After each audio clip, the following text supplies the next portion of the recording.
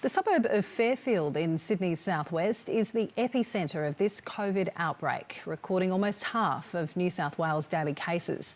It's also home to a large migrant population, with many Vietnamese and Iraqi refugees. For some, the strict lockdown can trigger memories of war that have been suppressed for years. Staying fit to keep mentally fit is important to 21-year-old Sam Matty. He and his family fled war-torn Iraq in 2014 and spent 3.5 years in limbo in Turkey, where he hardly left the apartment. And now at home in Fairfield, it feels like he's back there.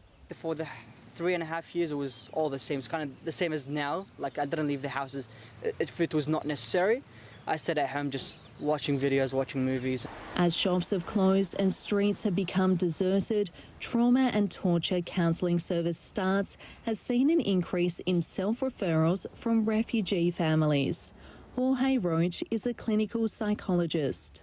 For people whose major way of coping through with repressive regimes, where to try and be as invisible as possible, and that meant staying at home, keeping a low profile, not going to many places, it may bring some of that back. Hello, how you doing? He's meeting with clients through video chat to talk about memories that are bubbling up.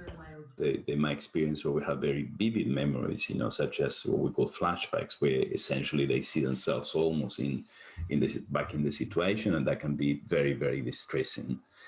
For many, it just affects the concentration. It feels a bit more like when you are very anxious about something. With lockdowns in 3 states this week, Mental Health Service Lifeline is seeing a record number of calls, more than at any time in 2020. In New South Wales and Victoria, uncertainty over when lockdown will end is causing the most anxiety.